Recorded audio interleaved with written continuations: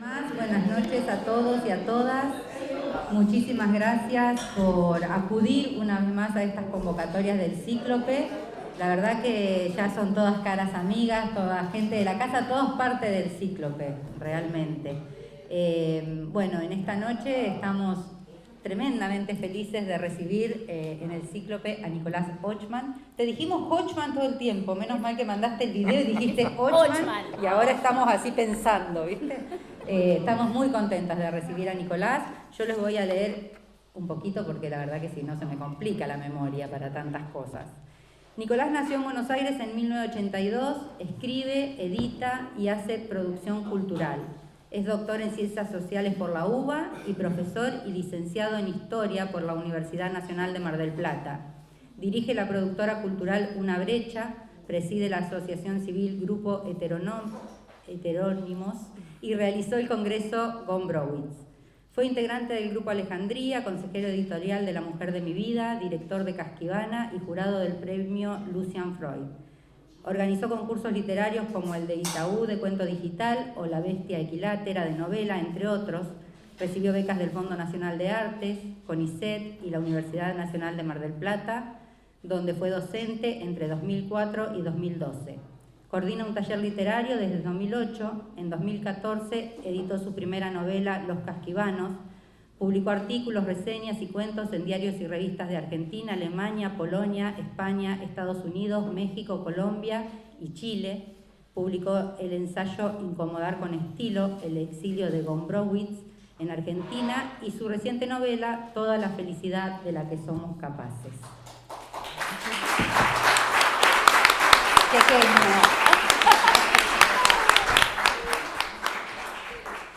Bueno, y esta noche lo tenemos en Venado Tuerto. Qué contentas que estamos, felices de recibirlo. Muchísimas gracias, Nicolás, por estar acá. Muchas gracias a ustedes. Como siempre, ya saben, las charlas del Cíclope son bastante distendidas, entre amigos, y les repito lo que les decimos siempre, no esperen al final para hacer preguntas, interrúmpanos y charlemos. Bien. Bueno, hola a todos. Hola, Nico. Bienvenido y gracias por estar acá. Y hola, Ana, también bienvenida por allá atrás. Bueno, ¿qué más hiciste? A ver, contame.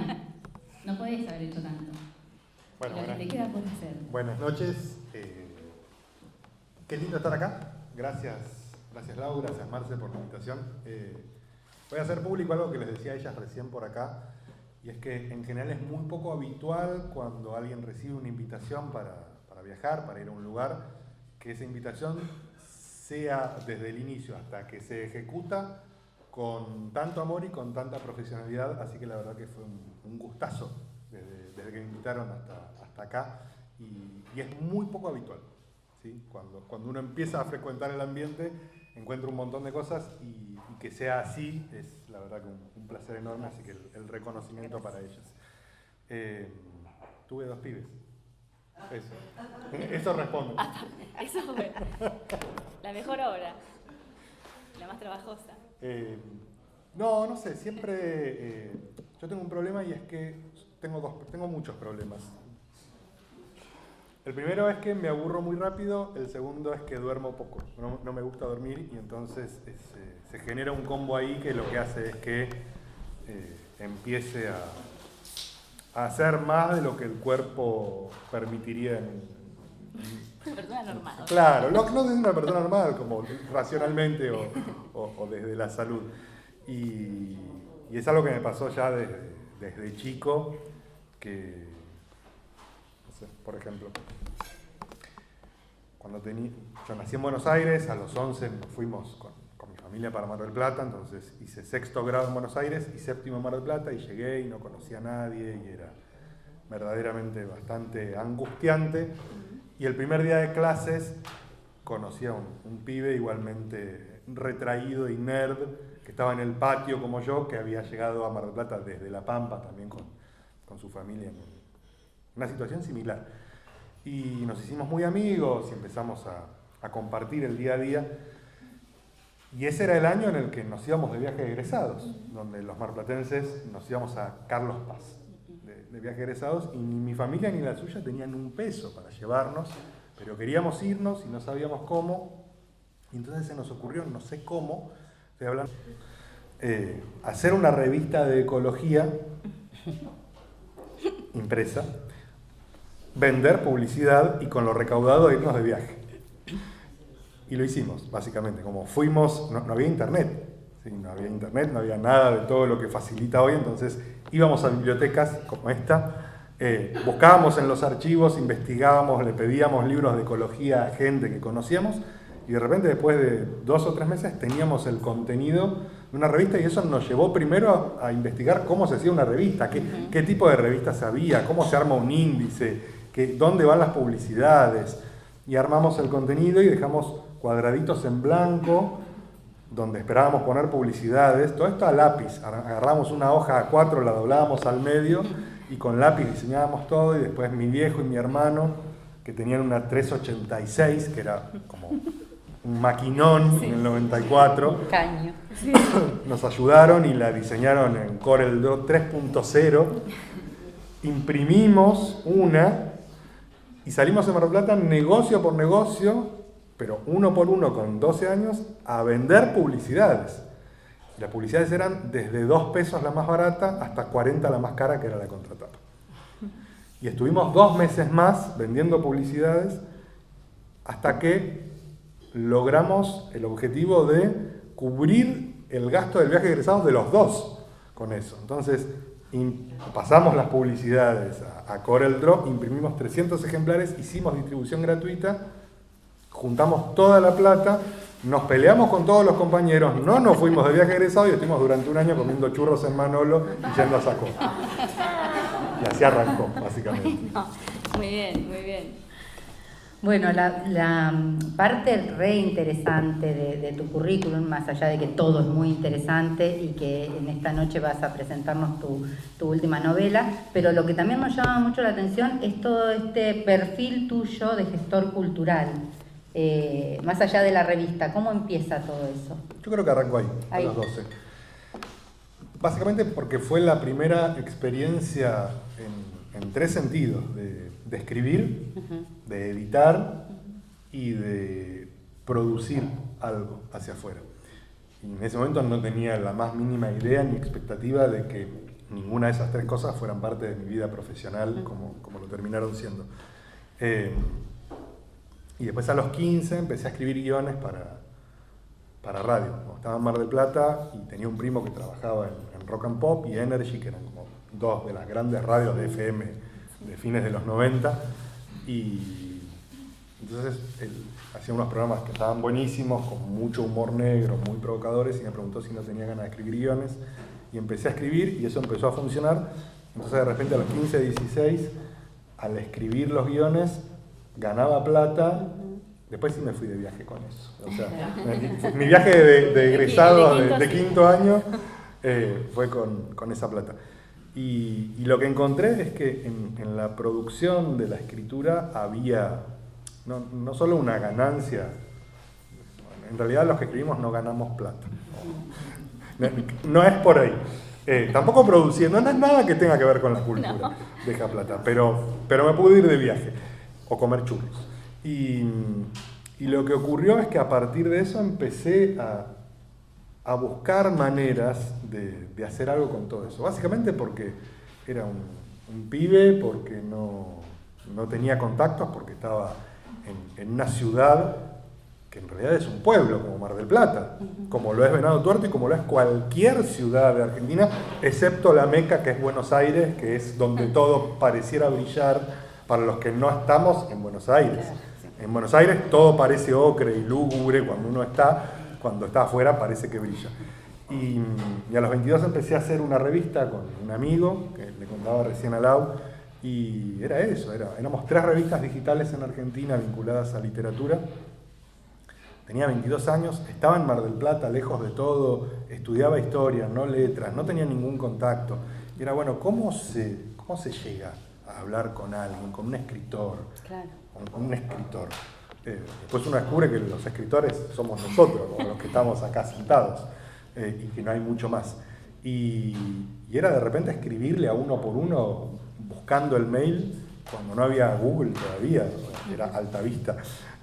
o el buscador de Yahoo, y buscar mail por mail e indagar, y arrancó por ahí, desde abajo, desde la necesidad, desde el deseo, que para mí es lo más lindo que tiene la gestión cultural o la producción cultural, que parecen lo mismo pero no lo son, y que lo sigue siendo. Yo ahora tengo 41 y mayormente vivo de este tipo de cosas, y para mí hay algo donde esa esencia permanece, que es, ok, cuando trabajo con mi equipo, cuando pensamos un evento o un proyecto, es, ok, ¿qué tenemos ganas de hacer? Y siempre esa idea es delirante, y siempre parece irrealizable de antemano, parece que se nos va a ir de las manos, cosa que ocurre efectivamente después. Pero la propuesta es esa, ok, ¿qué queremos hacer? Ok, esto, ¿cómo llegamos hasta ahí? Después, con los años, fui adquiriendo más contactos, más redes, más experiencia, pero el buscar el mail en internet sigue siendo lo mismo, y en un punto me parece que la gestión cultural es eso, es picar piedra e ir uno por uno. Claro. Sí. ¿Y por qué historia y no letras, siendo que ya desde adolescente ibas por ese lado? Porque quería escribir. Claro. Y sabía que si estudiaba letras no iba a escribir. Tengo un montón de amigos que estudiaron letras y escriben, son geniales, pero por mi estructura tenía muy en claro que si me metía en una carrera de letras, yo tiendo a ser particularmente obsesivo, meticuloso, sistemático, soy hincha pelotas. Y si estudiaba una carrera donde me explicaban cómo escribir, o sobre todo en ese momento no había carreras de escritura en Argentina. Más crítica, ¿sí? ¿No? Claro, es crítica o académico, o va por otro lado. Como en ese momento era la sensación de que me iban a explicar cómo leer, y que eso me iba a sacar las ganas. Y entonces yo hacía radio, entonces terminé el secundario y empecé a hacía locución a la noche, historia de día, después dejé locución, hice cine de noche, locución, historia de día, y continué estudiando. Y mi director, que fue mi maestro, tenía una hipótesis que era que si vos agarrabas a un alumno o a una vaca, la imagen que él daba es: agarrás a una vaca y la dejás atada durante 5 años en el pasillo del departamento de historia, sale historiadora la vaca. Y había algo de eso, era como, ok, hay que estar, hay que permanecer, hay que rendir los exámenes y punto. Y básicamente fue eso, y así devine historiador. Bueno, muy bien. Como la vaca. Como la vaca. Bueno, contame un poco, yo me quedé curiosa con el tema de la revista, hablábamos de la revista La Mujer de mi Vida, que es un revistón. ¿Cómo fue tu experiencia ahí? Contá un poco de la revista, porque por ahí a lo mejor hay algunas personas que no saben de su existencia. Es y fue y será la revista literaria por excelencia, ¿no? Hay muchísimas, pero esa es muy buena. ¿Cómo llegaste ahí? Y también me genera mucha curiosidad tu pasión, si es que la tenés, no sé, pero por lo menos una especie de amor ahí por amor-odio. Por este escritor polaco que vivió 25 años en Buenos Aires. Si tengo que hablar de Gombrowicz, voy a estar un rato muy largo. Bueno, no importa, sí, a mí me interesa. Queremos escuchar. La Mujer de mi Vida. Argentina es probablemente uno de los países que tienen mayor tradición de revistas literarias de calidad en el mundo, desde el siglo XIX hasta acá. La Mujer de mi Vida es probablemente la revista literaria de los 2000. Sí.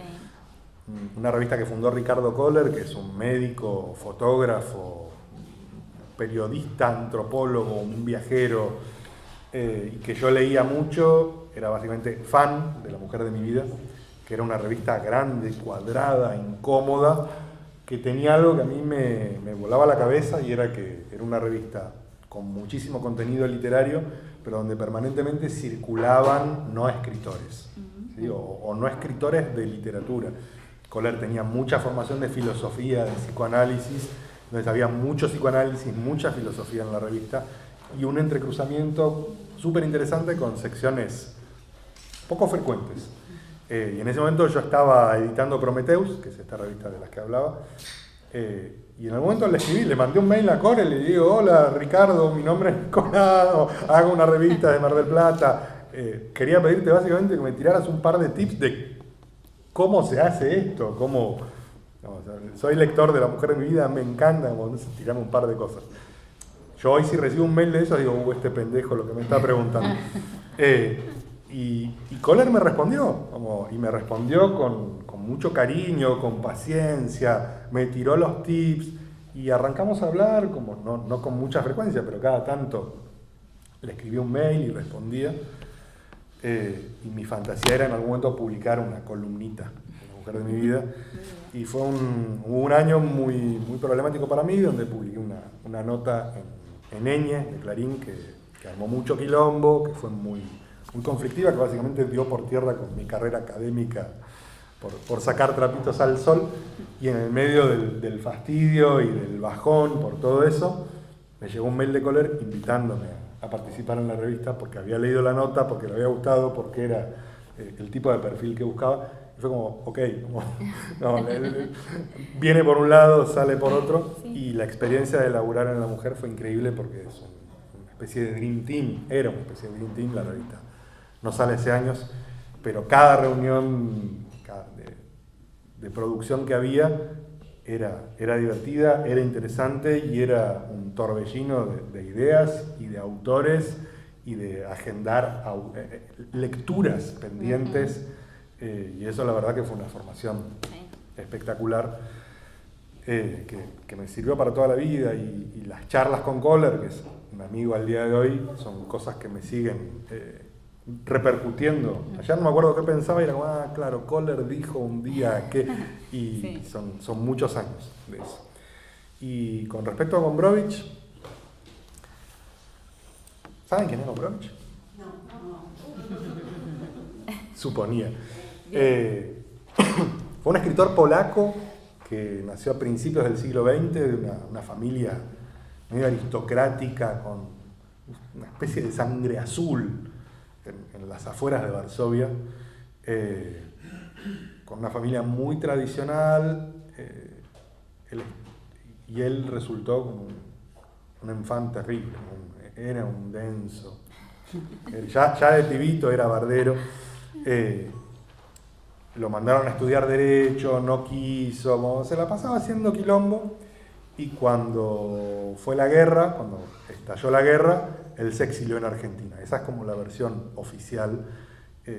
Había publicado un libro allá que se llamaba Memorias del tiempo de la inmadurez, hablando a favor de la inmadurez, cosa que era muy antiépoca. Y cuando llegó acá, básicamente se soltó y empezó a escribir novela, diario, teatro. Había escrito, este libro era de cuentos, libros de filosofía. Y hay algo muy interesante, y es que el tipo en realidad no se exilió propiamente dicho, no se escapó de la guerra de Hitler invadiendo Polonia, sino que se vino de viaje porque venía a cubrir como periodista, que no era periodista, pero quería viajar y se hizo pasar por periodista, el viaje inaugural de un barco transatlántico que iba desde Europa hasta la Argentina.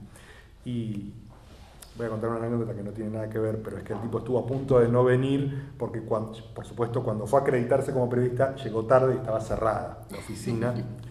Y tuvieron que abrir la oficina porque también llegó tarde un equipo de fútbol entero de polacos que venían a la Argentina, y eran 20 tipos que le empezaron a patear la puerta hasta que no se la abrieron. Entonces ahí entró Gombrowicz, se terminó viniendo a la Argentina y se quedó 24 años. Y se exilió, fue un exilio, verdaderamente, porque coincidió, estuvo a una semana de que Hitler entrara a Polonia, entonces se quedó acá, y acá se convirtió en una especie de outsider de la literatura, de un tipo que básicamente ubican a Juan Carlos Calabró, ubican el personaje del Contra. Bueno, Gombrowicz era el Contra de la literatura. Era un tipo que hablaba con Marcela y Marcela decía una cosa y él estaba completamente en contra. Y después hablaba con Laura y Laura decía lo que había dicho Gombrowicz antes, entonces Gombrowicz usaba los argumentos de Marcela para oponerse a Laura. Y así con todo. Era un provocador ultranza, era un tipo recontra polémico y que escribía mal, en el sentido en el que escribía mal, por ejemplo, Roberto Alt, ¿sí? Que era una literatura muy desprolija, muy poco formal, muy poco formada, porque Gombrowicz no tenía ni experiencia académica, universitaria, ni tenía experiencia como lector, porque no le gustaba leer, ¿sí? No le gustaba leer, pero escribía de una manera que fue no solo precursora, sino diría única, y además con una cabeza, tenía una inteligencia, el tipo volaba, era un genio. Y entonces se adelantó a la época en un montón de cuestiones, desde lo conceptual, desde la forma, desde la manera de encarar los temas. Una figura fuera de serie. Y después se terminó yendo a Europa, le dieron una beca de la Fundación Ford, que era una fundación que daba mucha plata y mucho prestigio, se fue allá y allá la pegó. Lo interesante es que Gombrowicz hoy en Argentina, donde estuvo 24 años, es un autor de culto, de nicho. Como yo pregunto acá quién es Gombrowicz y no lo conocen. Y es lógico que no lo conozcan porque es un autor que hizo todo lo posible por auto boicotearse y no ser conocido, ¿sí? Y en Polonia, donde el tipo atacaba permanentemente y estaba en contra de todo y de todos, es un autor que se lee en la escuela secundaria, ¿sí? Y así como nosotros leemos acá el Matadero de Echeverría, o el Martín Fierro, o el Sarmiento, de adolescentes, y los odiamos, Gombrowicz, que es un autor que hablaba a favor de la inmadurez, a favor de la juventud y en contra de las formas, o sea, subvertía todo, es parte de la currícula del colegio secundario, y los pibes lo leen y dicen, Gombrowicz, qué aburrido. Y es la tradición misma, y es como un padre, un prócer de la patria literaria.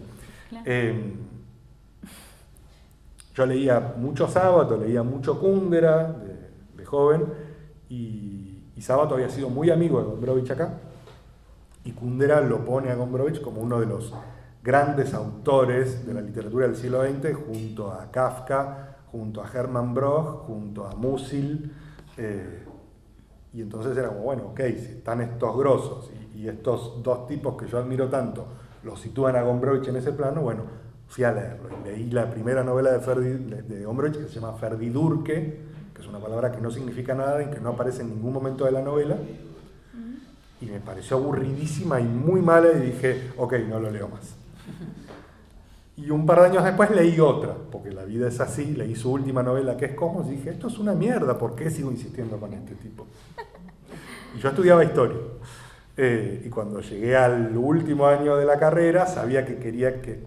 Siempre fue muy problemático esto, porque yo estudiaba historia, sabía que mi tema iba a ser sobre letras, con un enfoque de psicoanálisis, y que después iba a hacer un doctorado en ciencias sociales. Entonces era como todo muy...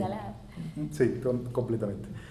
Entonces me junté con la que iba a ser mi directora, yo estaba en un momento muy crítico, me había separado, me había quedado sin trabajo, quería dejar la carrera, y era como, estaba en el medio de la crisis, y el que era mi director real, digamos, me dijo, bueno, vos vas a ser, tu directora va a ser María, que era de letras y que además era la decana, y que era una mujer grandota que se la pasaba fumando y tomando whisky, que tenía un vozarrón, y yo me sentía muy chiquito así cuando me senté la primera vez. Me dice, bueno, ¿cuál es el tema que querés trabajar? Y le dije, la soledad. Y se me cagó de risa y me dice, la soledad no es un tema de tesis. Le digo, bueno, no sé, el exilio. Me dice, bueno, el exilio sí. Y a mí me gustaba mucho la literatura de Europa del Este, entonces quería trabajar con la soledad, el exilio, en algún autor de literatura de Europa del Este. Me dice, bueno, ¿en quién? Le digo, bueno, Milan Kundera, que era fanático de Kundera. Me dice, no, está vivo. Y digo, ¿cuál es el problema? No, yo con autores vivos no trabajo. Bueno.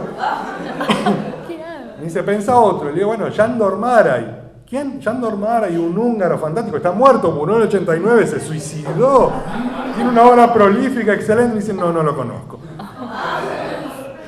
Y entonces me quedé, me dice, ¿no conoces a ningún otro autor de Europa del Este exiliado? Y le digo, Gombrowicz. Me dice, Gombrowicz, vamos con Gombrowicz.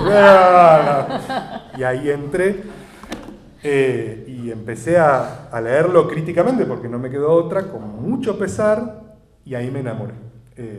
Hay algo con Gombrowicz que me sigue pasando al día de hoy, que es que cuando lo leo como lector civil, lo detesto, lo odio profundamente, y cuando lo leo en un sentido crítico, es esto, me parece un autor excepcional, genial, que tiene un montón de cosas recontraactuales a 50 años de haber muerto, y me parece que ahí hay algo que es muy potente.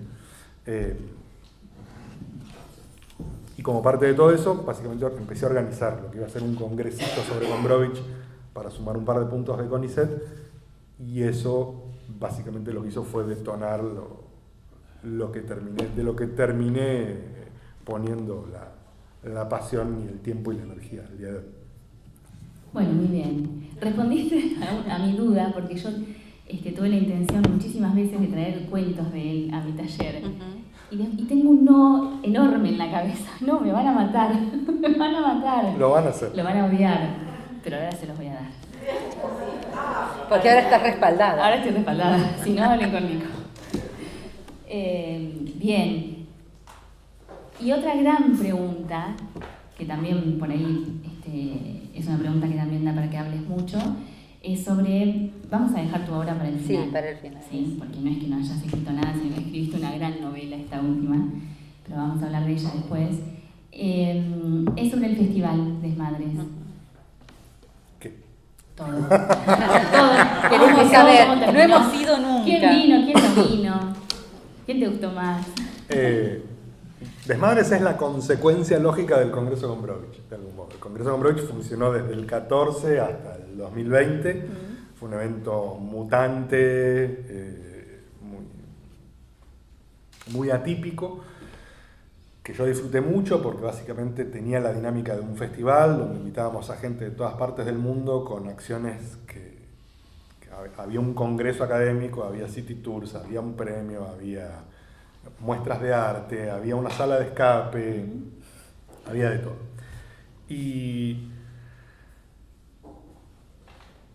yo tengo el culo muy inquieto, estoy con varios proyectos en simultáneo y hubo un año en particular donde estaba explotado de cosas, entusiasmado con todas. El Congreso Gombrowicz era una de ellas y fui a un evento que hicimos con amigos, una fiesta con muchísima gente, un montón de amigos que no veía, del ámbito literario que no veía hace años, y todo el tiempo era como, Gombrowicz, ¿qué haces Gombrowicz? ¿Qué estás haciendo Gombrowicz? Y Gombrowicz era como, che, estoy con 10 proyectos más.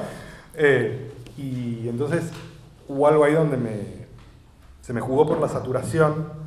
Pasaron desde luego unos años después de eso, y lo que decidí fue correrme de Gombrowicz, correrme de lo que implicaba el trabajo con el polaco y me quedó un agujero muy grande, que era qué hago con toda esta libido que tenía puesta ahí, y en el medio de eso cayó la pandemia. Entonces era el agujero de Gombrowicz más el agujero de toda la vida social y cultural, más estar todo el día en casa con 2 pibes, uno recién nacido. Y en un momento dije, ¿qué pasa si donde decía Gombrowicz pongo otro significante? Donde decía Gombrowicz pongo otro tema, otra cosa, otro autor. Y hacía años que venía estudiando literatura latinoamericana contemporánea, y así surgió Desmadres, que ya venía como revista. Sí. Y básicamente fue eso, fue armar un festival con esa dinámica, con ese tipo de actividades, pensando en subvertir lo que es la lógica muchas veces de estos eventos, y de hacer algo que para mí es fundamental, que es un poco lo que hablábamos antes, que es mezclar, que es contaminar. Yo estoy cada vez más enamorado del concepto de la contaminación cultural, de mezclar todo el tiempo y ver qué pasa y qué sale, básicamente porque lo que permite eso, lo que habilita es un producto nuevo, es un efecto diferente. Y entonces nosotros con Desmadres hicimos lo que veníamos haciendo desde hacía años con el Congreso Gombrowicz, que fue pensar en 3 targets diferentes, que eran el de un público especializado, de académicos, de universitarios, el de un público lector, no necesariamente especializado, pero gente que lee, que está habituada a leer y hacer este tipo de cosas, pero sobre todo pensar en un público que no consume naturalmente este tipo de productos o de proyectos. Por ejemplo, jóvenes. Por ejemplo, gente que no viene del palo de la literatura, que no suele ir a eventos literarios, ni al teatro, porque no le interesa. Entonces, por ejemplo, con Gombrowicz hubo un año donde hicimos un evento que se llamó Contra los Escritores, que era una especie de game show televisivo, donde convocamos a 30 celebrities, actores, Felipe Piña, Gonzalo Heredia, Muscari, Diego Frenkel de la Portuaria, gente que no venía del palo literario, que no había leído Gombrowicz, que no tenía idea de quién era Gombrowicz, y lo llevamos a un teatro a hacer un evento sobre Gombrowicz, un teatro donde metimos 500 personas con entrada libre y gratuita. Y ahí pasó algo que a mí me voló la cabeza, y es que antes de dar sala me dijeron, che, hay muchas filas. Entonces salí, esto era Buenos Aires, en la calle Marcelo T. de Alvear, y la gente daba la vuelta hasta la 9 de julio. Entonces empecé a caminar por la fila, y casi sobre el final me encuentro con un amigo, me pongo a charlar, y viene una señora y le pregunta a la mujer que está atrás nuestro, ¿la fila para qué es? Ah, no sé, dice la señora. Pero vi gente y me quedé. Pero es gratis. Y está Gonzalo Heredia. ¿Gonzalo Heredia? Sí, gratis, sí. ¡Pum! Se puso en la fila. Y esa señora estuvo 2 horas en un evento sobre Gombrowicz, donde la idea no era que saliera de ahí convertida en una especialista, era que se llevara algo, una idea, una frase, una expresión, un clima, algo. Entonces, eso fue como, ok, hay que apuntar también a ese público, esa gente existe y esa gente puede llegar a venir. Y esa gente quizás el día de mañana, a partir de esto, sea lector. Entonces, para mí esto es como la pauta, es el ABC de la promoción de la lectura, que es algo que me desvela literalmente. Y entonces, en Desmadres quisimos hacer eso y contaminar a esos 3 públicos armando eventos específicos para cada uno y otros donde no les quedaba otra que cruzarse. Claro. Y el resultado básicamente fue eso. Entonces fue un evento donde tuvimos 8 días de actividades con prácticamente 400 participantes de más de 30 países con 80 actividades durante esos 8 días. Fue mucho. Para nosotros, sobre todo fue mucho. Pero el evento salió recontra bien, quedaron contentos los participantes, quedó contento el público. ¿El equipo quedó contento? Cree que sí. Bueno. Y la fantasía es volverlo un evento mutante como en el Congreso Gombrowicz, pero también itinerante, porque la proyección es empezar a hacerlo cada 2 años cambiando de país. ¿Cómo se hace eso? No tenemos idea.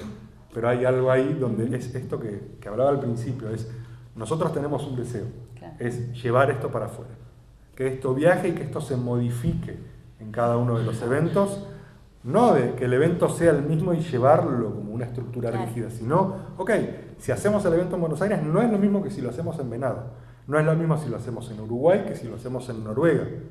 Y cuando digo Noruega es porque Noruega es el único país donde dijo, che, podríamos hacerlo en Noruega. Y ¿cómo literatura latinoamericana en Noruega? Bueno, ¿por qué no? Si allá también se leen autores latinoamericanos, si allá también hay latinoamericanos que escriben, que leen, que piensan, que critican, que son parte de la academia. Entonces hay algo de eso, que es una fantasía que parece irrealizable, donde después es como, bueno, ok, ¿cómo llegamos a eso que queremos hacer? Bien. La veo a Marce que te escucha, le sale humo de la cabeza. Sí. Yo traslado a Venado y al Cíclope lo que podremos hacer. ¿Te miraba así? Iremos al desmadre. No, lo que te quería preguntar, entre todas las actividades que nombraste, en un momento hablaste, así, las mencionaste, los city tour literarios. Por ahí, yo personalmente no participé nunca de un city tour literario y sé que tienen varias temáticas. Contanos un poquito de eso, que es re interesante. El primero fue con Gombrowicz, lógico. Es como el Aleph. Gombrowicz era como el enemigo de Borges. Eso es interesantísimo también. En realidad, Gombrowicz era enemigo de Borges, pero Borges no era enemigo de Gombrowicz. O sea, Gombrowicz lo ponía como el contendiente y Borges lo miraba como, ¿Quién sos? ¿Qué pasa? Hay una anécdota muy divertida que es, Borges ya estaba grande, ya estaba ciego, va caminando por la calle, esto según Gombrowicz, anda a chequearlo, ¿no? Gombrowicz va por la calle, ve que viene Borges caminando por la vereda de enfrente, cruza, se le para enfrente y le dice, Borges, aquí Gombrowicz, y se va corriendo. Esa fue como la gran contienda que tuvieron. Durante el primer congreso de Gombrowicz hicimos básicamente un recuento, una recopilación de los lugares por donde había estado, donde había vivido, donde había tenido relaciones sexuales en retiro de manera muy poco legal, digamos, donde había tomado un café, donde los lugares más emblemáticos que aparecían en su obra, en sus diarios. Y lo que hicimos fue un recorrido en 2 micros. En uno lo guiábamos en español y en otro eran guías en inglés y en polaco. Y estuvo buenísimo, la experiencia fue increíble, entonces dijimos, bueno, que hay que hacer esto. Y con Una Brecha, que es mi productora, un par de años después lanzamos el City Tour Literario, que es un proyecto que retoma eso, pero en lugar de hacerlo en micro, que es carísimo, lo hacemos a pie. Entonces arrancamos convocando a especialistas en Borges, Cortázar, María Elena Walsh, Arlt y Gombrowicz, y le pedimos a cada uno que eligieran 20 lugares emblemáticos de la obra y vida de esos autores en Buenos Aires, que elaboraran un informe, eso después lo situamos en un mapa, y lo que hacemos son dos cosas. Primero, toda la información está disponible en la web para que cualquiera que quiera hacerlo por su cuenta pueda, y por otro lado hacemos recorridos que son gratuitos. Un par de años después incorporamos a otros 5 autores que fueron Fowell, Sábato, Pizarnik, Piglia, y me falta uno más. Y ahora estamos sacando otros 5, con lo cual vamos a llegar a 15 autores. Y se genera algo que es espectacular, que es, para el que es turista, llega a Buenos Aires, de repente puede hacer una experiencia de un city tour cultural, literario, gratuito, recorriendo Buenos Aires de una manera que no es la habitual. Pero lo que a mí más me fascina es cuando los que hacen eso son personas que viven ahí, que viven en ese barrio y dicen, no sabía que acá al lado había pasado esto. Y entonces lo que se trabaja ahí fundamentalmente es el concepto de patrimonio intangible, ¿no? Que es un patrimonio que está ahí, pero que no se ve. No se puede tocar, no porque no se toque el edificio. El edificio es un edificio cualquiera, es una fachada, o es un edificio que no está más, ¿sí? Es un terreno baldío, o donde había algo, ahora hay un rascacielos. Bueno, eso también es parte de la propuesta del City Tour, porque lo que hace es pensar de una manera sincrónica y otra que no, que es, cómo esto funciona a lo largo de la historia y cómo se cruza. Entonces, a medida que empiezan a aparecer distintos autores, de repente lo que tenés es bares por donde estuvieron, no sé, por ejemplo, la casa de Silvina Ocampo y de Bioy Casares, que está en Recoleta, es un punto en el que prácticamente convergen todos los autores con los que trabajamos. Y eso es interesantísimo porque habla de la historia cultural y social y política de un país. Y así como antes hacíamos city tours por cada uno de los autores, lo que empezamos a hacer ahora es por zona. Ya no por autor. Es como, caminemos Corrientes. Caminemos Corrientes, veamos los bares de Corrientes. Recorriendo los bares de Corrientes tenés una historia de la cultura en Argentina en los últimos 50 años. Y eso es espectacular. ¿Dónde aparece esa información? citytourliterario.com. Si entras ahora vas a ver un mamarracho porque la estamos renovando y quedó mal. Pero en un mes va a estar pipicú. ¿Y cada uno de los recorridos tiene un especialista o los especialistas les dieron los puntos y después el grupo, el equipo tuyo lo maneja? Nosotros convocamos al especialista que elabora el informe y después hay guías que no son ellos, que no son especialistas, que hacen el recorrido. Claro, buenísimo. Bueno, y aparte de todos estos nombres que nos has dado, que supongo que son escritores que lees y que has leído, ¿qué lees, Nico Ochman? En los últimos, en tercer año tenía una profesora de matemática que sistemáticamente me decía Selman. Entonces, yo era muy nerd, era el alumno que estudiaba todo el tiempo, pero también era rebeldón, entonces tenía problemas con cuello. Entonces me decía, bueno, Selman pase al frente, y yo la miraba. Selman pase al frente, Selman si no pasa tiene amonestaciones, y todos se reían. Nunca le puso amonestaciones a Selman, a Ochman sí. Me olvidé la pregunta. ¿Qué lees? En los últimos años, de manera casi exclusiva, estuve leyendo literatura latinoamericana de los últimos 10, 15 años. Me empezó a interesar hace unos años porque me daba cuenta que no tenía idea, o sea, sabía lo que se escribía en Argentina, porque vivo acá, porque leo acá, porque produzco eventos acá, entonces son ya amigos o no, claro, los que escriben acá. pero lo de Argentina lo tenía bastante leído, pero no tenía idea de lo que estaba pasando en ningún otro país de la región, más allá de algún caso puntual. Claro. Y un poco la pregunta que me hacía es como, yo conozco un montón de escritores emergentes o inéditos de Argentina que la están rompiendo, y de afuera solamente conozco a los nombres fuertes, Claro. a los nombres que publican las editoriales grandes. Sí. Entonces empecé a hacer un trabajo de lectura más fina y más sistemática de eso, que me llevó a dejar de lado otro tipo de... No leo más Europa del Este. Que es fantástico. Y mentira, cada tanto me echo alguno. Claro, Y estoy leyendo mucho eso, y fue encontrar de repente a escritores y sobre todo a escritoras, que es increíble lo que están haciendo, que por ahí están publicados acá y que no se conocen. Y eso me parece que hay algo ahí para trabajar, y la idea de Desmadres, tanto de la revista como del festival, es de algún modo dar una mano para que eso se visibilice, pero sobre todo es compartir. Che, esto está buenísimo, hay que ir a leer a esta gente la está rompiendo, esta gente está pensando la literatura de una manera que no se trabajó hasta ahora, esta gente está haciendo algo nuevo, esta gente está haciendo algo bellísimo, esta gente está haciendo algo que interpela. Y de repente poder invitar al festival a algunos de estos escritores y sobre todo escritoras fue increíble. A mí particularmente ahora pienso en dos, que son las dos que vengo recomendando muy enfáticamente en las últimas semanas, que son Claudia Salazar Jiménez, que es una escritora peruana que vive en Estados Unidos. Es increíble, tiene una novela publicada hace 10 años que se llama La sangre de la aurora.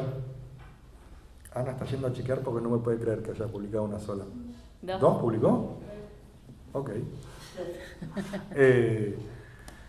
La sangre de la aurora es una novela muy cortita publicada por una editorial cordobesa que se llama Portal Cultura, que tiene un catálogo espectacular. Es una editorial cordobesa que es una librería, y es una novela que habla de la guerrilla en Perú, que habla de Sendero Luminoso, básicamente. Que para los que saben algo o leyeron algo de Sendero Luminoso, sabrán que es una guerrilla muy diferente de lo que fue la guerrilla en Argentina, con otras características, con otro peso, con otras problemáticas y mucho más violenta. Claudia sitúa 3 historias de mujeres, 3 narradoras en ese Perú de los 80, con Sendero y con la represión estatal también, ahí de por medio, y es fuertísimo. Son 3 relatos muy distintos que se van entrecruzando, y es escalofriante. Y hay otra autora que me parece espectacular lo que leí, que es lo único que está publicado de ella en español, pero tiene más publicado en portugués, porque es brasileña, que se llama Amara Moira, es travesti, es prostituta, o fue prostituta, y mientras laburaba en la calle, como puta, hacía un doctorado en letras. Es una bomba, pero es una bomba porque ella laburaba de noche y después llegaba y escribía lo que había sido la experiencia de esa noche y lo subía a un blog. Ese blog se viralizó. Y lo que uno encuentra ahí es, por un lado, la experiencia durísima de laburar de puta en Brasil, y por otro lado, el laburo literario y narrativo que hacía Amara sobre eso, pensándolo críticamente, pensándolo narrativamente, muy poéticamente también. Y ese libro es espectacular y salió publicado por una editorial argentina muy chiquita que se dedica al trabajo con autoras brasileñas, que se llama Mandacaru, que tienen unas cosas excelentes. En principio arranco por ahí, pero hay muchísimo. Qué increíble las escritoras mujeres en el último tiempo, ¿eh? Sí. Las argentinas también, incluso, bueno, acá posiblemente a nosotros nos llegan más las que están publicadas por los grandes sellos, pero incluso ellas, ¿no? Brenda Navarro en México, bueno, todas las nuestras. ¿Cuánto nombre de mujer que hay en la literatura del último tiempo? Sí, Brenda a mí me gusta muchísimo, me gusta mucho su primera novela, que es Casas Vacías. Sí, a mí también me encanta. Estuvimos cenando con ella el otro día y me parece que es una autora recontra interesante para seguir. En relación al fenómeno mujeres en la literatura en el siglo XXI, da para muchísimo. A mí me gusta decir algo que es muy polémico, y me gusta sostener lo polémico, que es que este boom de autoras es una moda. ¿Sí? Hago énfasis en la palabra moda, que es muy políticamente incorrecto, pero me interesa porque creo que lo que hay ahí es una operación súper interesante y oscura de algún modo, pero a la vez muy obvia, que es que el capitalismo, el mercado, las editoriales se dieron cuenta de que el feminismo vende. El feminismo existe hace mucho, hace mucho. Pero ahora vende, antes no vendía, antes estaba mal considerado, antes lo políticamente incorrecto era decirse feminista, hoy es al revés.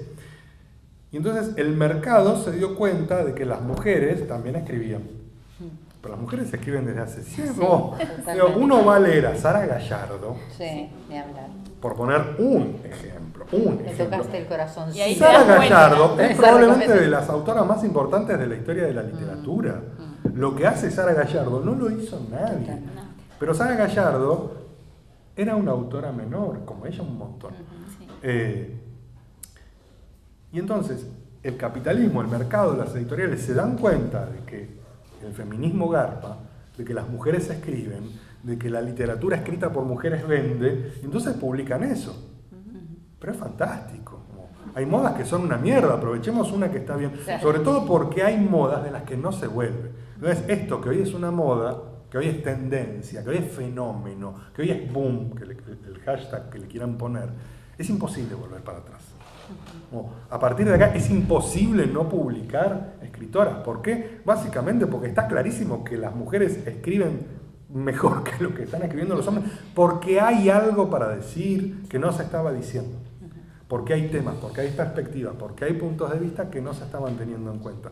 Entonces lo que hay ahí es una potencia y es un nicho que se está explotando, que estaba inexplotado. Y entonces lo que hay ahí es potencia pura. En el medio hay un montón de escritoras que escriben horrible. Sí, claro. ¿Sí? Como hay un montón hombres, de escritores, claro, hombres claro, que escriben claro, horrible, sí. porque funciona así. Pero lo que hay es que se da un lugar y que las mujeres se apropian de eso y no lo van a largar porque no hay derechos que no se largan. ¿Sí? Excepto que venga alguien que lo imponga. Claro. No claro. nos amarguemos No, la por noche. favor, ya está. Pero digo, hay algo ahí que es recontrapotente, Sí. que es necesario y que es vital. Y no hay vuelta otra vez. Sí, claro. Bueno, vamos a ir Vamos a hablar de tu novela. a la novela. De tu última novela. Toda la felicidad de la que somos capaces. ¿Cómo empieza esto? ¿Cuál es la semilla de esta novela? Mucho tiempo escuché, mucho tiempo culo en silla. La primera vez que Ana viene de México. La primera vez que me escuchó dar taller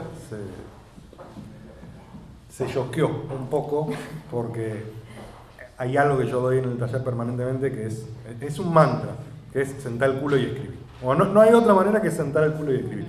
A mí esta novela me llevó años de escritura, de corrección, de edición, pero sobre todo me llevó años de no escritura. Yo escribí mucho desde pibe, con cierta sistematicidad.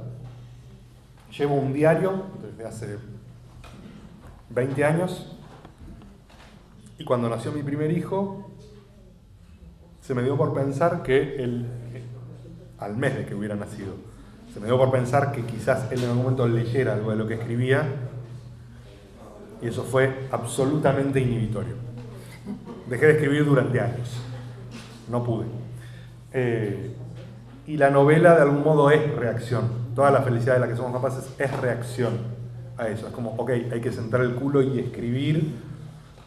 Si lo lee o no será un problema de él. De hecho, cuando publiqué, ya Fabio va a cumplir 11 ahora, tiene todos los libros, todas las revistas que fui publicando, desde luego no leyó ninguno. Y cuando publiqué este y se lo regalé, me dice, se lo di justo antes de que entrara al colegio, me dice, ¡uy, qué bueno, lo voy a leer! Y es como... No es para que lo leas. No se lo dije porque si le decía que no, lo iba a leer. Como no le dije nada, no lo leyó. Léelo. Entonces la novela es una reacción a esa no escritura. Y eso también se involucra mucho en la trama. Es una novela, creo que distópica. Originalmente era decididamente distópica. Lo que pasa es que originalmente tenía el doble de páginas de las que tiene ahora y hablaba explícitamente de esa distopía, de ese futuro cercano en el que todo se va al carajo, como ocurre siempre en el futuro. Y en alguna instancia decidí sacarle todo eso y la novela quedó a la mitad y entonces toda esa distopía permanece pero elidida. En ningún momento se nombra nada de todo lo que está ocurriendo. Y lo que hay es la historia de un tipo en este mundo cercano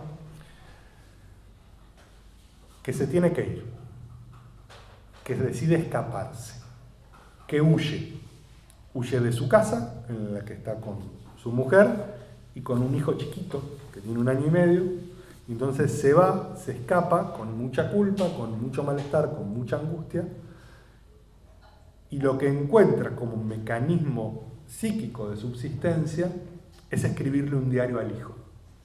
Y entonces la novela está escrita en un formato muy ambiguo, que es un diario, cartas. Como cada entrada es como si fuera una carta que le escribe al hijo. Es un diario en segunda persona, digamos. Y entonces hay algo donde para mí ahí también entró esa historia con mi inhibición del principio, que es darlo vuelta completamente y que sea un padre que le escribe decididamente a un hijo y que eso sea un producto, que forme un texto. Claro. Habla de la paternidad sin lugar a dudas, es el gran tema de la novela, ¿no? Sí. O por lo menos a vos te pasó a partir de... Es que para mí no hubo nada más movilizante que ser papá. Me subvirtió todos los valores, la jerarquía, lo establecido, las convicciones. Y de algún modo la novela retoma esa problemática o ese deseo o ese menjunje y busca darle una salida a todo eso. Pero sí es una novela donde la paternidad está recontra presente, pensando en la paternidad como algo problemático y como algo que después de 20 años de análisis a mí lo que me queda claro es que toda paternidad tiene algo muy oscuro. No hay padre bueno. No hay manera de ser buen padre. Freud decía que hay 3 cosas imposibles que son educar, gobernar y psicoanalizar. Yo agregaría paternar. O no hay manera de ser padre y que eso funcione. Efectivamente, como toda paternidad está condenada al fracaso. Paternidad, maternidad. ¿No? Pero todo vínculo con un hijo ya nace mal parido. Y la novela un poco retoma esa idea. ¿Y tu proceso creativo, Nico, así tu proceso de escritura, cómo es? Porque ¿viste? Vos dijiste durante mucho tiempo escribí de forma metódica, sos así, te metés en la novela y los años que te llevó a escribirla estabas en esa metódicamente o no sé, obsesivo. Bueno, ¿viste? Al mismo no tiempo hacía 1000 cosas más. Claro. No, me reservo de algún modo el derecho a no ser obsesivo en la escritura porque sé que si lo aplicara también ahí se me iría el deseo al carajo. Y necesito que la escritura sea el momento en el que hay algo, es casi como una necesidad, casi como una catarsis. No siempre funciona así, pero intento que la escritura me quede del lado del deseo y no del, bueno, ok, tengo que escribir, ok, tengo que ponerle tantas horas o tengo que terminar esto. Después la neurosis opera igual, hay algo de eso que termina filtrándose, pero en general no, por lo menos con la ficción no me pasa esto, ok, escribo cuando puedo, cuando hay algo de energía y de libido para eso, y como siempre estoy con proyectos en el medio, hay algo donde siempre ahí se desacomoda. Claro. Nico, ¿y cómo es tu relación con el cine, con lo audiovisual? Esta novela, no sé, para mí es muy trapero. O sea, la leía y era Leonera, Nacido y Criado, esas películas que amo, pero no sé por qué me fui para ese lado. Quizás nada que ver, o sea, porque te lo digo y vos decís, ¿qué le pasa a esta loca? Pero yo entendí que hay mucho de cine ahí. Sí, no. Voy a contar una infidencia a ustedes dos, no le cuenten a nadie. Yo detesto el cine arte y disfruto mucho ver los Avengers. Las películas que más me gustan son las de Marvel, donde hay superhéroes, tiros, ovnis, zombies, persecuciones, y veo una película francesa y me duele. Y entiendo que la película francesa es 10.000 veces mejor, pero me gusta el otro cine y es como un espacio donde me permito descansar. Relajar. No es esto, claramente, esto tiende más a la novela francesa, lamentablemente, que a Marvel, por eso no venderá nunca como Marvel. Pero sí lo que me ocurre es que hay algo donde los años de haber estudiado cine se me colaron de algún modo, y donde lo que me pasa es que me cuesta mucho pensar en la literatura si no es pensándola a través de la imagen. Como naturalmente lo que me sale es escribir la reflexión y el monólogo como si no hubiera imagen y no hubiera acción, y cuando lo relevas como no, esto no sé, es aburridísimo. Entonces es intentar que todo lo que tenga que ver con el texto sea visualizable, y es como pensar, ok, ¿cómo sería esto si fuera una película o una obra de teatro? Me marcó mucho ahí leer a Marcelo Figueras, que es un gran referente, y sobre todo charlar con Marcelo muchas veces.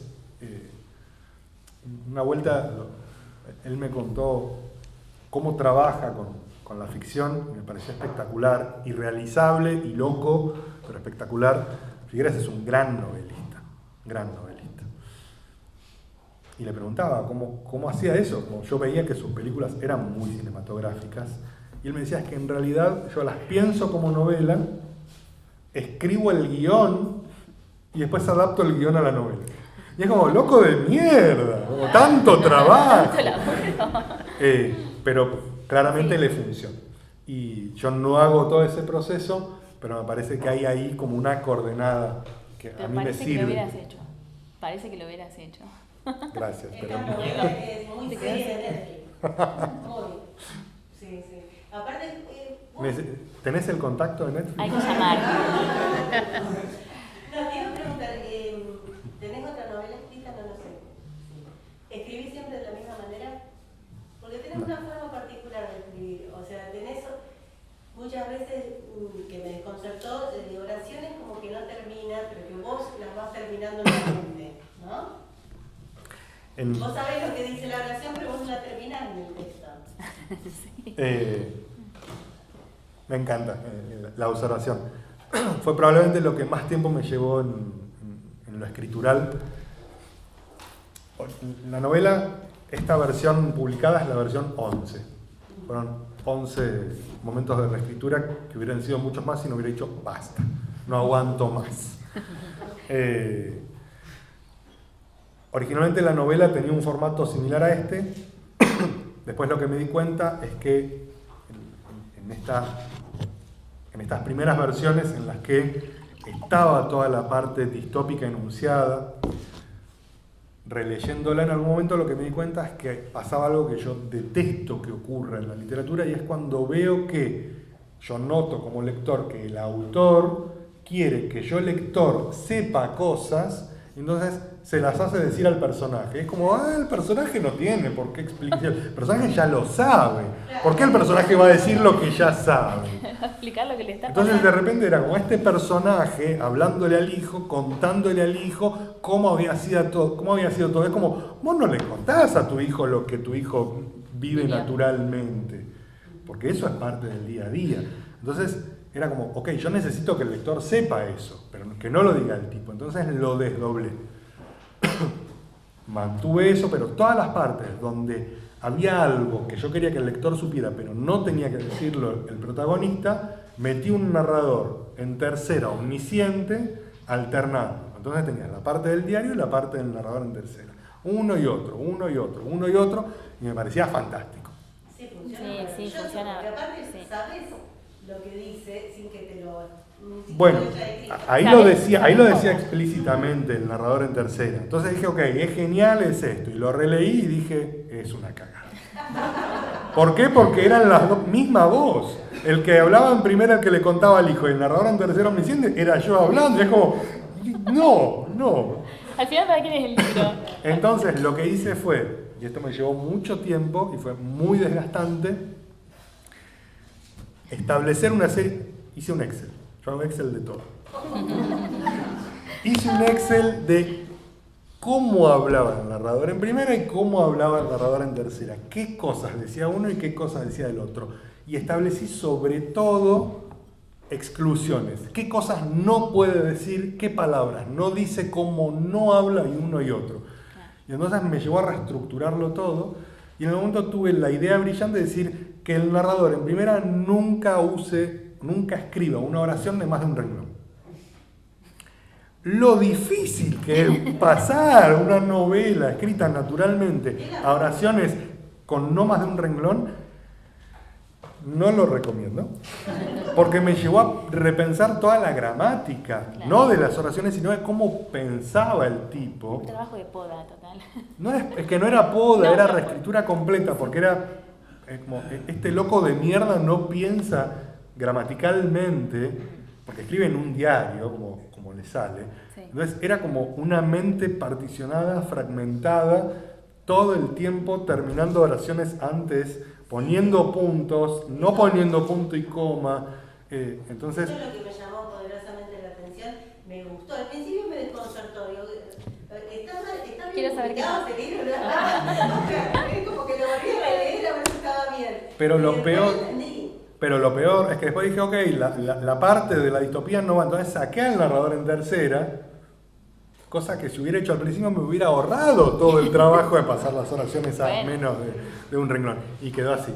Y no sé si queda bien o mal.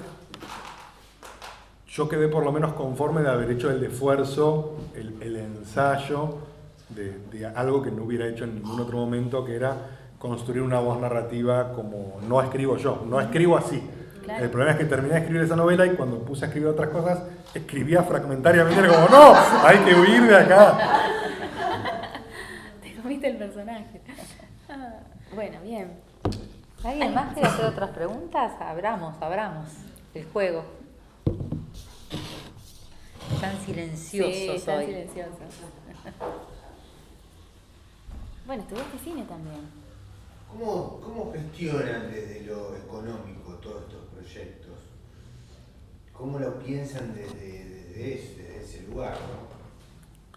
Somos millonarios y tenemos una tía que... Tener una tía con guita es lo mejor, pero no. Hay lavado de dinero por algún lado. Es mi sueño.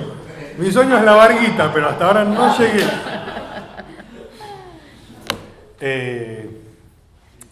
Es picar piedra permanentemente. Hay una cuestión que es fundamental, que es de qué manera vos pensás en financiar un proyecto a mediano plazo en un país como Argentina, donde no sabes qué pasa mañana literalmente. Por ejemplo, Desmadres, empezamos a producirlo en agosto del 21 para agosto del 23 y la búsqueda de financiamiento arrancó en marzo del 22. Y cuando arrancamos, pedimos subsidios a todos los organismos de la ciudad de Buenos Aires, de Nación y muchos de afuera. Y sobre todo con los subsidios locales, la pregunta era, ¿cómo carajo hacemos para pensar? O sea, un subsidio, por ejemplo, el subsidio más grande que hay en Argentina, que es mecenazgo, que es un subsidio que se da en Ciudad de Buenos Aires, otorga para personas jurídicas, como es el caso de la asociación civil, hasta 15 millones de pesos. Entonces era, ok, vamos a postularnos a los 15, a 5, a 6, a 1, a cuánto, pero sobre todo es, ¿qué vamos a hacer con esa plata? Porque cuando vos pedís una cifra determinada, nunca te dan el 100% de la cifra, sino que te dan un porcentaje aleatorio, que puede ser el 50%, el 30%, el 10%, y entre que vos presentás el proyecto, te lo aprueban, presentás todos los papeles y lo ejecutás, nunca jamás pasa menos de un año. Entonces, ¿cómo haces para pensar un presupuesto en Argentina con la inflación que hay, con la volatilidad del dólar? Entonces nosotros establecimos en marzo del 22,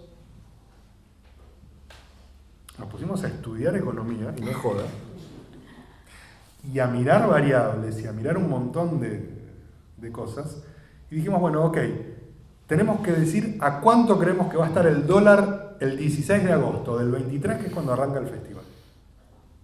Arrancamos con el dólar a 200, en el momento que hicimos la proyección, y dijimos, va a estar a 600. Estuvo 650. Bueno, bien. Entonces el presupuesto funcionó, pero podría no haber funcionado, ¿sí? Lo que hacemos nosotros es no poner todos los huevos en la misma canasta.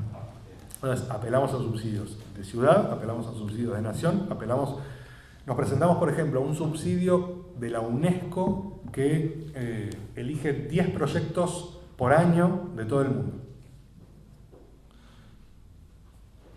Y da $100.000.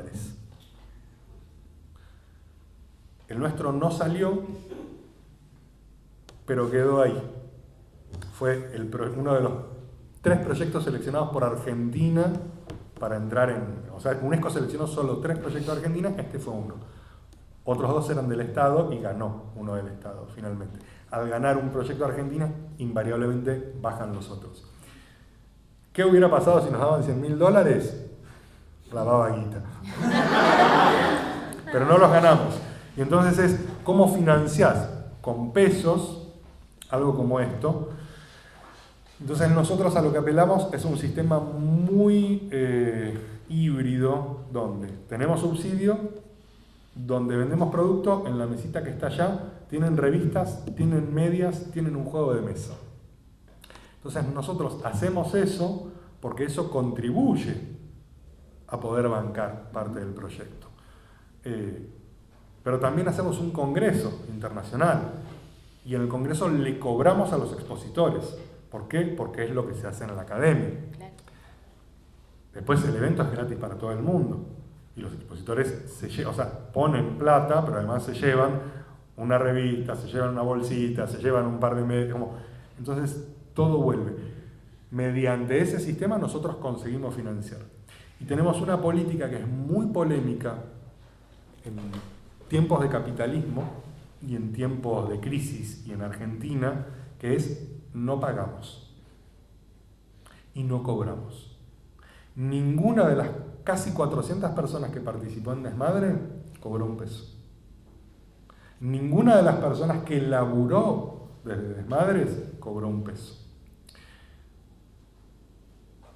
Es algo que se estableció desde el Congreso de Gombrowicz en 2014 para acá, funciona de esa manera. Y digo que es polémico por todas las razones evidentes, que es una discusión recontra latente hoy en día, que es un tema de agenda, que es si el trabajo de la escritura o el trabajo de la gestión se cobra o no se cobra. Yo estoy recontra a favor de cobrarlo, me parece lógico, natural, sano cobrarlo. Lo que pasa es que si yo tengo que cobrar por mi laburo y no le pago al otro, ¿con qué cara? No le pago a un expositor, a un escritor que viene a leer o a alguien si yo cobro. Entonces es, ok, como referencia, en Desmadres, durante los últimos meses, yo laburé entre 12 y 16 horas por día, para algo que no vi un peso. Entonces, yo creo que cobro porque a mí el rédito que me da la gestión cultural es otro, que no es económico. Y entiendo que ese rédito para el que viene a leer o a escribir o que participa con lo que sea, va por otro lado también. Ahora, siempre que se pueda pagar, se paga. Pero en un festival donde vos querés meter a 400 personas de 30 países, y no hay chance. Si yo voy a hacer eso, no puedo hacer el festival. Entonces es ser recontra claros y explícitos desde el momento cero. Es cada vez que se convoca a alguien es, mira, te queremos invitar para esto, esto, esto y esto, se hace de esta manera y no hay un peso. No cobras vos, no cobramos nosotros, pero todas las entradas son libres y gratuitas. Como entra un montón de plata. ¿Qué se hace con esa plata? Se produce. ¿Qué quiere decir? Que se pagan pasajes, que se pagan alojamientos, que se pagan viáticos. No, viáticos no. No hay viáticos.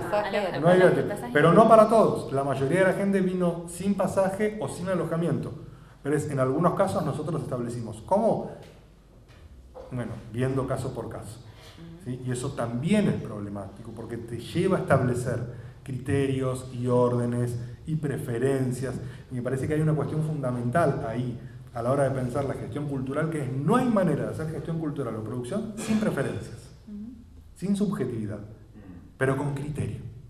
¿Cómo uno establece criterio para armar un evento determinado? Y eso te trae problemas invariablemente. Pero es naif pensar que no te va a traer problemas de otra manera. Es naif pensar que todos van a estar contentos, que todos van a estar conformes, que a todos les va a parecer bien. Básicamente sí. Muy bien. Allá hay otra pregunta. Hola, buenas noches. Siendo un profesional, haberte formado en historia, ¿tenés pensado hacer una novela histórica con algún tema? No.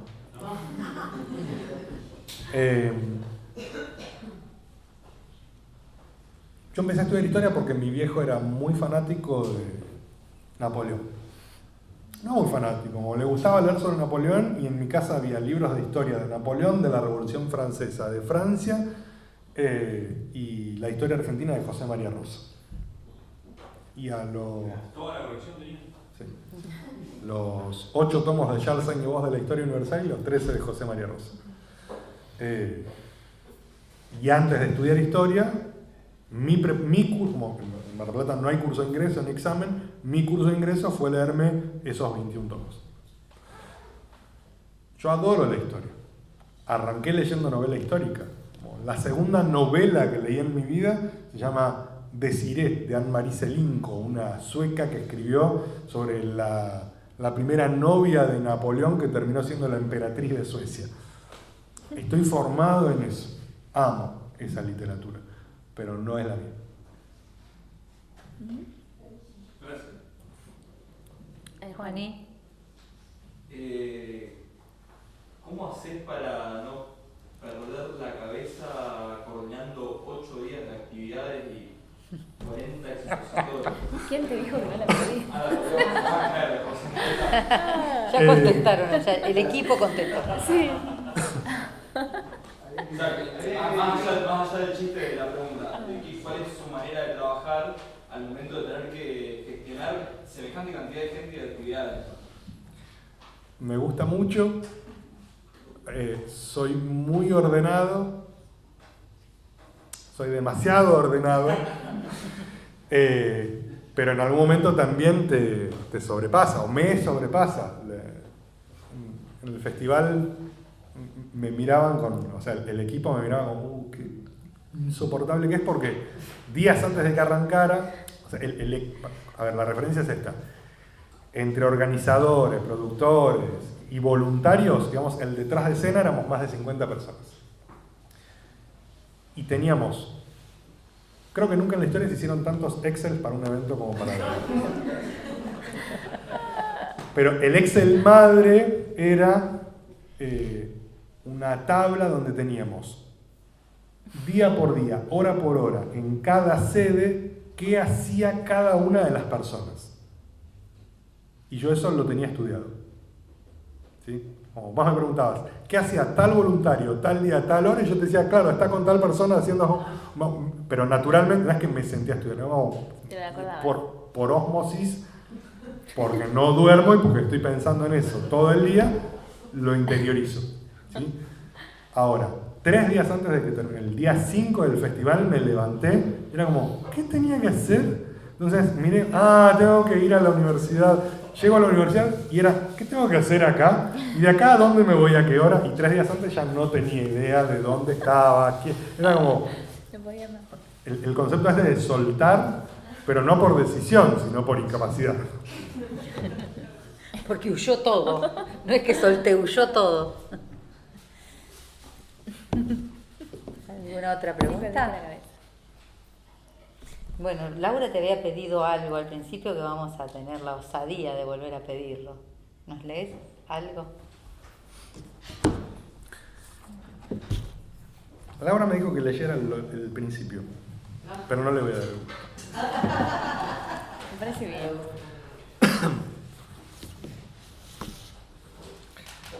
Voy a leer algo que es de la mitad de la novela.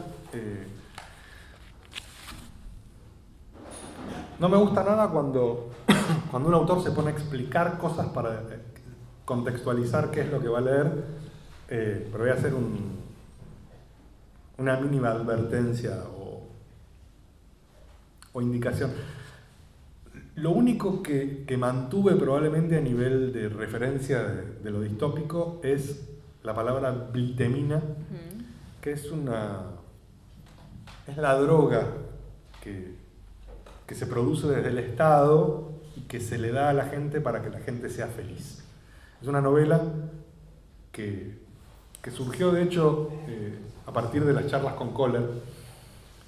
Kohler es alguien que fue la primera persona que me dijo que quizás la felicidad no estaba tan buena, que la felicidad es algo que tomamos como obligatorio, como mandato. Cuando me lo dijo fue un escándalo, porque ¿qué más mejor que la felicidad? Y eso me llevó a leer un montón y a investigar, y di sobre todo con un libro fantástico de una autora que se llama Sara Ahmed, que se llama La promesa de la felicidad, donde lo que hace básicamente es deconstruir el concepto de felicidad. En esta distopía, la felicidad es un mandato y viene en forma de pastillas, digamos que se llaman blitemina. Y en este momento en la novela el personaje está muy conflictuado porque es el cumpleaños de su hijo. Es el primer cumpleaños de su hijo, que cumple 2 y él no está ahí. Y le dice: pienso en mami, en qué estará haciendo ahora, en este momento exacto. Me la imagino entrando en casa, cerrando la puerta, sintiendo la calefacción sofocante, dejando una bolsa en el suelo, colgando la cartera, el paraguas y el piloto en el perchero del pasillo. Es como si la viera sacarse las botas, dejarlas tiradas en el pasillo, avanzando, parándose en una pierna y sacándose una media, tironeando, después cambiarse de pierna y sacarse la otra. Dejarlas tiradas también. Llegar al living y no escuchar a nadie, no ver a nadie, asomarse a la cocina y tampoco. En tu habitación están vos y la niñera. Vos dormís. La niñera te acaricia la cabeza, la espalda, los piecitos, mientras te canta una canción que mami no conoce, pero que suena muy dulce. La niñera es fundamental. Nunca tuviste, pero me imagino que ahora sí. ¿Cómo haría mami si no? Llega a las 5, cuando mami se va. A las 7 te despiertas, te prepara el desayuno, te viste. A las 7:30 te acompaña al jardín, como hacía yo. Te busca a las 12. Te lleva a casa, te cocina, te cambia los pañales, te baña, te juega, con fastidio y aburrida seguramente. Te lleva a pasear. Te regula el tiempo de dibujitos, o dice que eso hace. A las 8, mami llega de trabajar y la niñera se va. Para esa hora ya deberías haber cenado, tener los dientes cepillados y el pijama puesto para que mami no tenga que perder tiempo ni rabiar con esas cosas. Llega, te abraza, te disfruta un rato y a las 9 te lleva a dormir porque se sabe, los chicos necesitan 10 horas de sueño para estar bien. Pero hoy dormís. Hoy, que cumplís 2 años, cuando llega, estás durmiendo. Mami le hace señas a la niñera para que salga. En el living le pregunta, ¿por qué dormís tan temprano? La niñera le contesta que estabas muy cansado, jugaste todo el día, estuviste con amigos, corriste de acá para allá. Quisiste acostarte porque no dabas más. Los chicos son así, dice. Me imagino, la niñera que me imagino. Mami sonríe, plena, radiante, y piensa, la niñera es una pelotuda. Piensa, pero no lo dice. Le agradece por todo y la saluda. Hasta mañana, con un beso en el cachete. La niñera sale. Mami va hasta la cocina. Pone a hervir una plancha de ravioles de jamón, ricota y nuez. Abre una salsa boloñesa prefabricada. Destapa un porrón de cerveza, prende un cigarrillo, toma una glitemina, mira por la ventana. Hay ráfagas de viento, el agua de la lluvia repiquetea. La ventana está impregnada de gotitas que refractan las imágenes. No cambió tanto la ciudad, piensa. Menos luces, menos personas, menos tráfico. Pero esencialmente está todo más o menos como siempre. Toma un sorbo de cerveza, da otra pitada al cigarrillo, revuelve el agua con los ravioles, suspira. ¡Qué pelotuda la niñera!, vuelve a pensar. ¿A quién se le ocurre mandar a dormir tan temprano a un nene el día de su cumpleaños? Más que pelotuda, qué hija de puta. Porque sabe, porque lo tiene claro. Ella no lo ven todo el día, solamente tiene ese rato para estar con vos, para verte, para compartirse, para abrazarse. Y hoy, justo hoy, no puede. Tu segundo cumpleaños. El primero sin el pelotudo de tu padre, otro pelotudo más. El mundo está lleno de personas así. Por suerte ahora todo dura menos. Todo se acaba un poco antes. Los ravioles comienzan a subir. Suben, chocan entre ellos, bajan, las burbujas lo llevan a otra parte de la olla. Mami pone en una sartén la boloñesa. 5 minutos y va a estar todo listo. Termina el cigarrillo, toma lo último que queda de la cerveza, tira las dos cosas al tacho de basura, cuela los ravioles y piensa en lo sola que está. Los ravioles se pasan. Lo nota en cuanto lo mira en el colador, abiertos, apelmazados, pegoteados, con el relleno asomándose, formando una especie de puré. Tiene rabia. Cuando agarra la sartén con la boloñesa se quema porque el mango está caliente. Se lastima los dedos y en ese movimiento pierde la mitad del contenido entre las hornallas. A Mami la invade una sensación de hastío, de desesperanza, de enojo. No limpia nada. Sirve los ravioles con la boloñesa que quedó, se sienta, se da cuenta de que se olvidó de buscar un tenedor, se levanta, lo agarra, se sienta otra vez. Se da cuenta de que se olvidó las servilletas y la sal. Y está tan cansada y tan molesta que decide no ponerle sal y limpiarse con las manos. Da el primer bocado y se da cuenta de que no puede más. No puede más, sola, no así. Por eso llora, desconsolada. Llora con angustia, con impotencia. Los mocos le resbalan por el labio y no hace nada. Se agarra la cabeza con ambas manos, tironeándose un poco los pelos, como si eso tuviera algún sentido, como si eso le sirviera para algo. Llora y piensa que quizás la pelotuda sea ella. Pero no dura mucho. 1 minuto después la glitemina empieza a hacer efecto.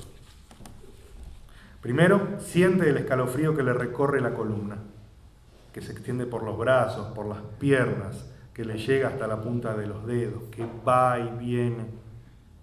Deja de llorar.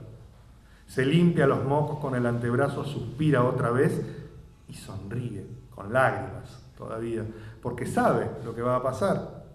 Siente la piel, siente el aire rozándole la piel, siente el aire en los pelitos de la nuca, en las orejas, en el dorso de la mano. Siente el algodón de la remera pegado en el cuerpo, el elástico sutil de la bombacha, el perfume del suavizante para la ropa.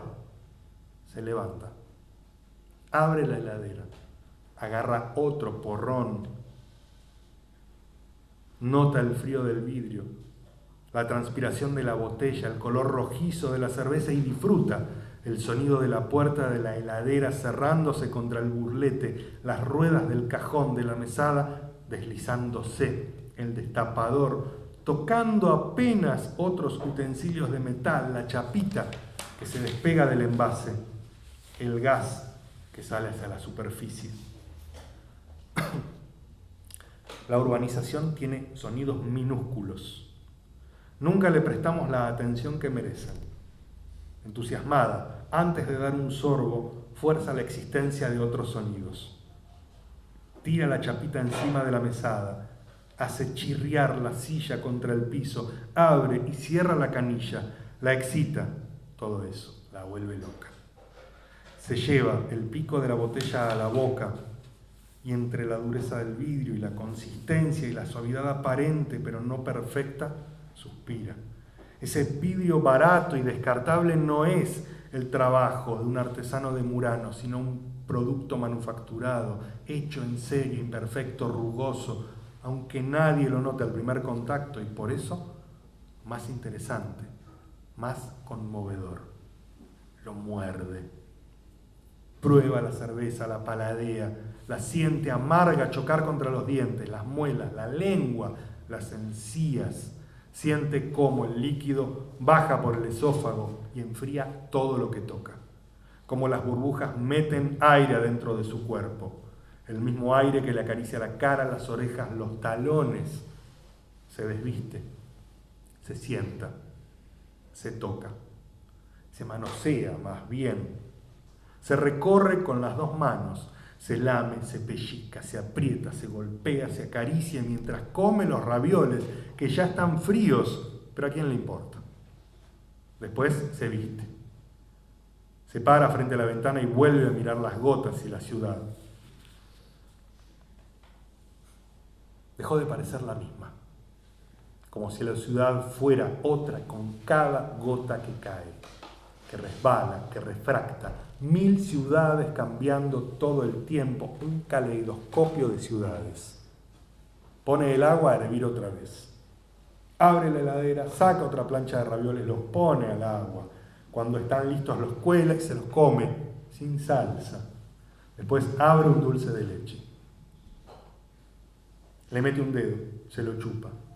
Sabe que todo está bien ahora y sale de la cocina con el pote en la mano. Entra en tu habitación y se acuesta al lado tuyo. Con una mano come el dulce de leche.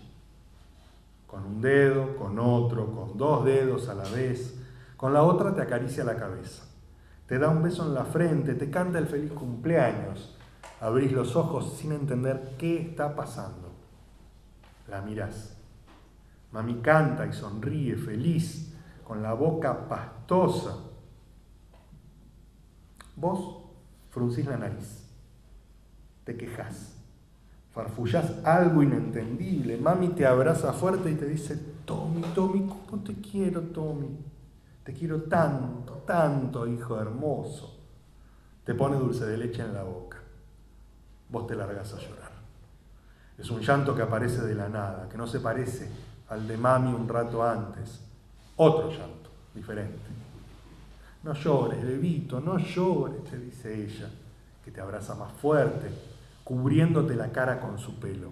Mamá te trajo algo, un regalo, te dice. Me imagino. Se levanta de repente, sale corriendo de la habitación y vuelve de inmediato con la bolsa que dejó en el piso cuando llegó. Saca un paquete de adentro y te dice: feliz cumpleaños, hermoso, feliz cumple, abrilo. Pero no querés. Llorás. Pareciera que solamente querés llorar. Bueno, lo abro yo, te dice. Rasga el papel, saca de adentro una caja en la que hay un oso de peluche enorme. Es peludito, suave, con olor a frutilla. Parece un koala más bien.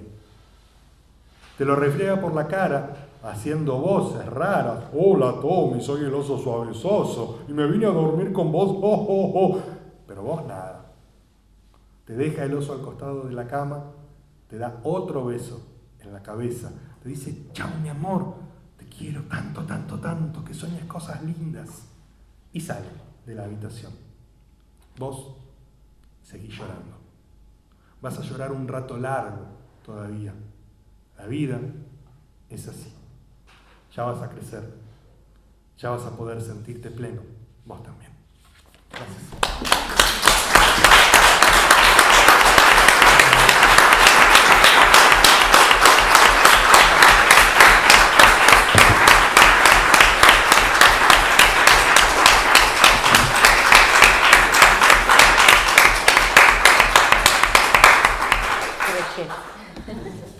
Mejor final Genio. imposible. Muchísimas gracias, Nicolás. Muchas gracias por esta noche, por esta charla, por esta lectura y por ser tan generoso con nosotras, la verdad.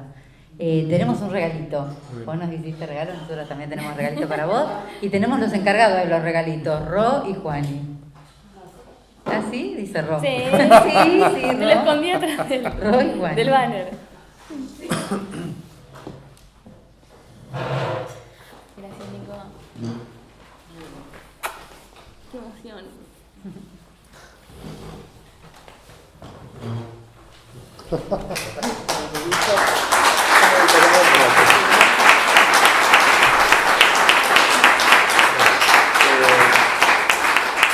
Esto es un pequeño gesto que hacemos. Es un libro de cada uno de los escritores locales que quiso colaborar para que te lleves una muestra de la literatura venadense. Bueno, gracias, gracias. Me voy muy emocionado. Gracias a todos.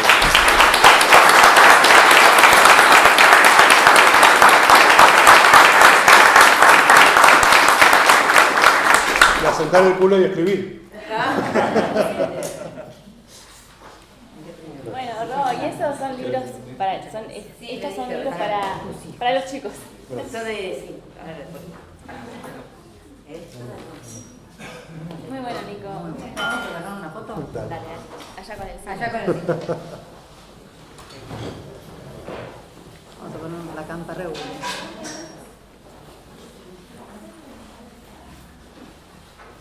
¿Quién nos hará? ¿Quién nos saca? ¿Quiero? Bueno. Dale, querido. Sí, lo tapamos. ¿Qué va a hacer?